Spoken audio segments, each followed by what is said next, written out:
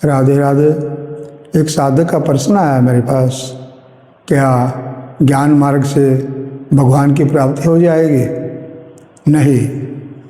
त्रिपाद विभूति महानारायण उपनिषद 8वें अध्याय का पहला मंत्र है, ब्रह्मादिक कोई भी हो ज्ञान मार्ग से भगवान की प्राप्ति नहीं होगी।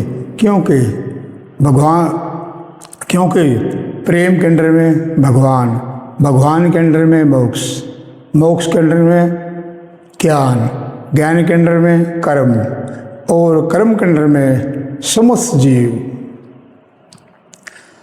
भागवत 11वें स्कंद के 22वें अध्याय का 12वां श्लोक। ज्ञान प्रकृति गुण है, ज्ञान आत्मा का गुण नहीं है।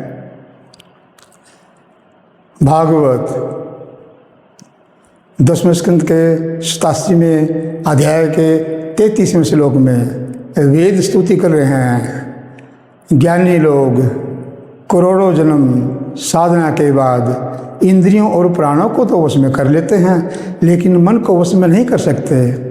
गीता 7वें अध्याय के 14वें श्लोक में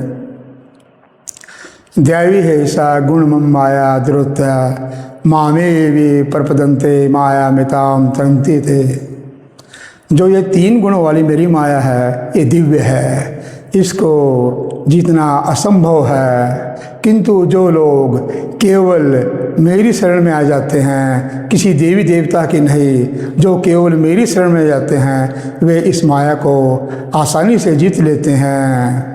फिर भगवान श्री कृष्ण ने गीता के 7वें अध्याय के 19वें श्लोक में कहा है, बहुनाम जन्म नामांते ज्ञानवान माम प्रपद्यते वासुदेव स्वरमिति स महात्मा सुदुर्लभ।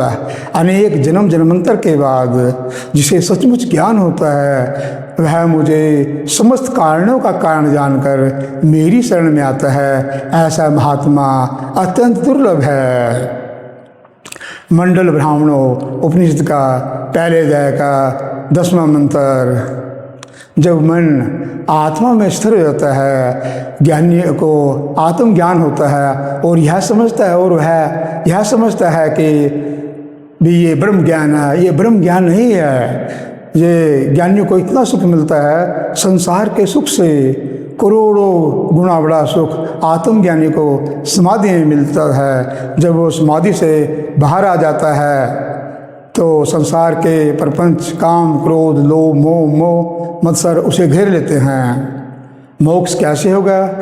6ठा अध्याय का 21वां मंत्र, श्वेत असत उपनिषद। अपनी साधना प्लस भगवान की कृपा से वेदांत 2 अध्याय के 3 पाद का 40वां सूत्र। भगवान की कृपा से जो ज्ञान होगा उससे मोक्ष होगा। ज्ञान मार्ग के 8 नियम हैं, विवेक, वैराग्य, साधन संपत्ति, मुमुक्षुत्व, श्रवण, मनन, निधि ध्यासन, समाधि।